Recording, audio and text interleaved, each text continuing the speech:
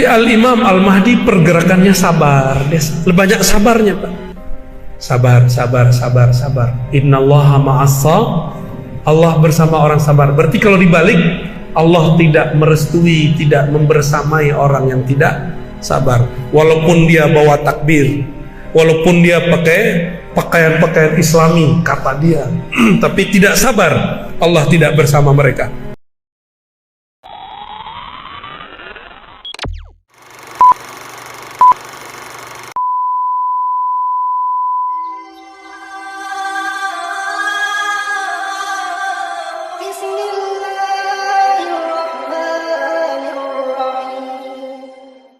Maka pencirian gerakan akhir zaman yang sesuai dengan sunnah Nabi, sesuai dengan ajaran Al-Imam Al-Mahdi, itu yang bergeraknya Al-Mahdi, orang yang hatinya diberi petunjuk oleh Allah Subhanahu wa Ta'ala. Dan petunjuk ini dia terima setiap saat di kalbunya. Mimpinya adalah pengkhabaran, jaganya adalah pemakrifatan. Jadi mereka ini yang seperti dikatakan Nabi pernah berkalam, Pak. Tanamu qalbi, tanamu ainayya wa la yanamu qalbi. Mataku tidur, hatiku tidak tidur. Hadis Bukhari dan Muslim. Matanya tidur, kolbunya tidak tidur. Maksudnya gimana? Kalau Nabi tertidur, maka beliau masuk ke alam kolbu, masuk ke alam yang lain, diperjalankan oleh Allah Subhanahu wa Ta'ala. Jadi Nabi itu kadang lagi sadar, lagi sholat, kadang lagi tidur. Itu diperjalankan ke masa depan, diperjalankan ke masa lalu. Maka Nabi tahu semua kejadian awal ataupun akhir dengan izin Allah Subhanahu wa Ta'ala. Al-Mahdi serupa. Maka Al-Mahdi itu sekarang, Pak, kalau beliau sudah ada, kalau lah, Pak, ya, pasti sudah dikabarkan Allah lewat mimpinya, lewat tidurnya, lewat jaganya, ilham-ilham yang dia terima, apa yang akan terjadi 3 tahun ke depan, 7 tahun ke depan, 10 tahun ke depan, 13 tahun ke depan, udah dikabari. Corona ini pasti dia sudah dikabari. Cuma jangan ketipu, di sini ada Mahdi teri, ya. Dia juga ngaku-ngaku dikasih tahu. Padahal baru diketahuinya baru sebulan sebelum, setahun sebelum. Kalau Al-Mahdi dari kecilnya udah dikasih tahu. Waktu dibedah dadanya oleh malaikat, itu dia sudah kasih tahu langsung semua kejadian itu. Makanya Nabi Muhammad waktu diusir dari Taif, beliau balas gak? Karena beliau sudah diperlihatkan itu dulu di masa kecilnya. Waktu beliau SAW pergi ke Mekah, ditahan di Hudaybiyah, cuma 10 atau 15 kilo lagi masuk Mekah, ditahan. Beliau berontak nggak? Enggak, karena beliau sudah diperlihatkan oleh Allah Subhanahu wa Ta'ala.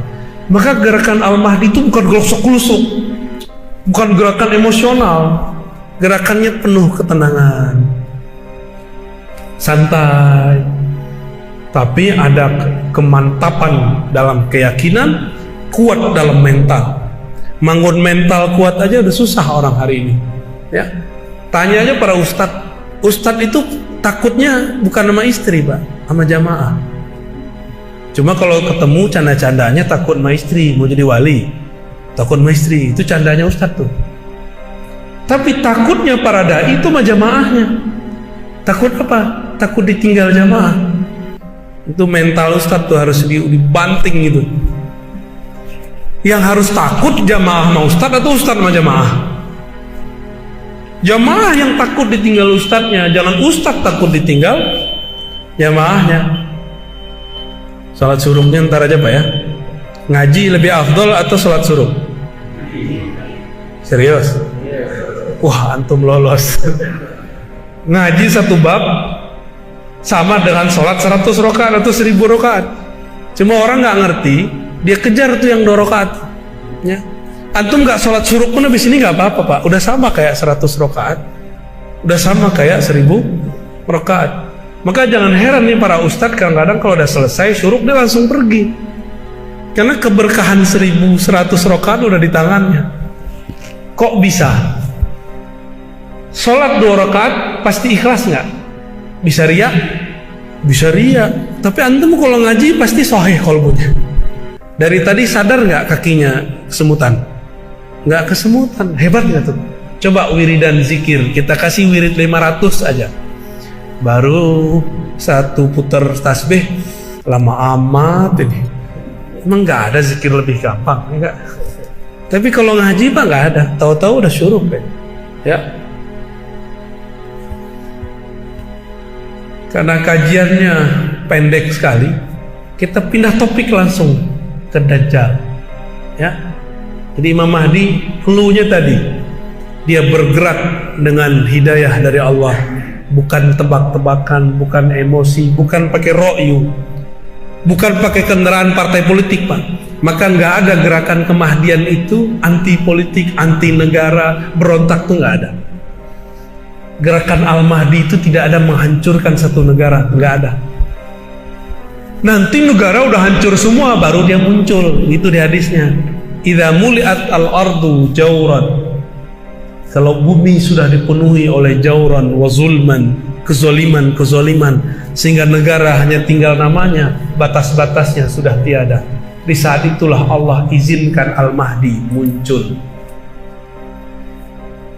Berarti lewat berontak enggak?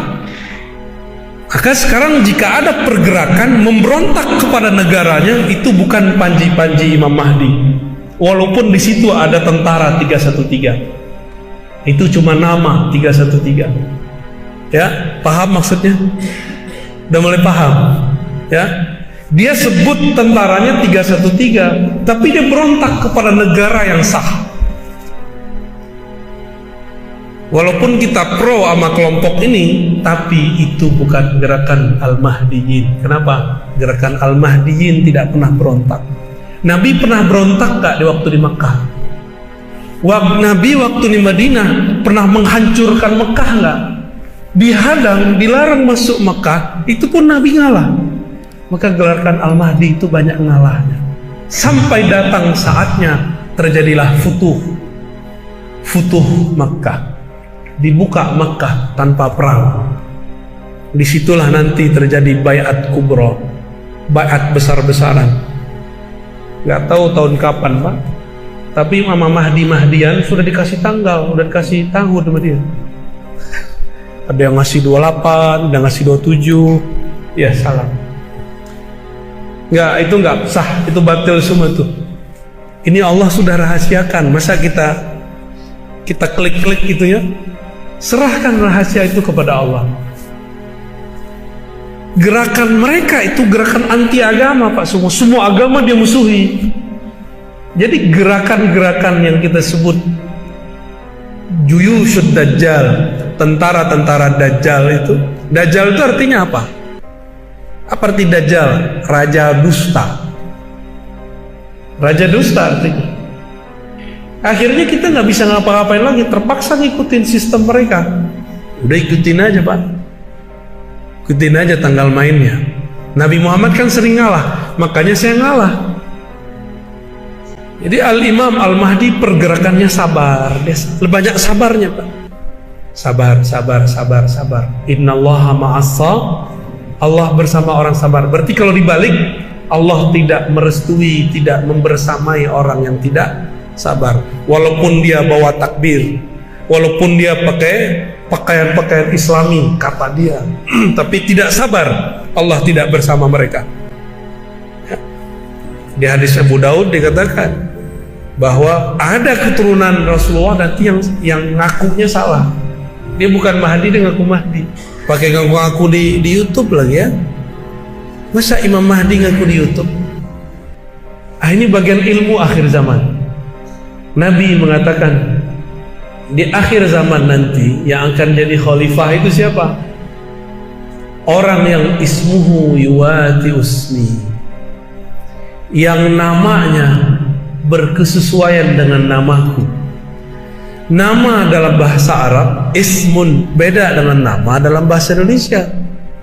Nama dalam bahasa Indonesia udah nama aja. Yang dimaksud nama di situ dijelaskan oleh Imam Al-Bajuri. Imam Al-Bajuri ini bukan Bajai Bajuri, Pak.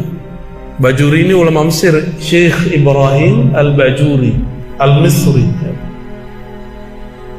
Kita punya sanad ke beliau terpendek, itu dari jalur murid-murid Sayyid Muhammad Alawi Al-Maliki dan Syekh Yasin Al-Fadani.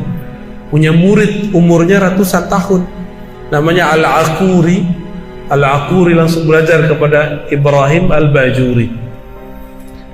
Apa kata Imam Al-Bajuri? Ism itu maknanya tanda, al-alam awil wasam wal-wassumu al-ulu, tanda-tanda dan ketinggian ilmu ataupun derajat. Berarti tanda yang terjadi pada baginda Nabi akan terjadi pada Imam Al-Mahdi. Ketinggian ilmu yang ada pada Nabi akan diberikan kepada Al-Imam Al-Mahdi.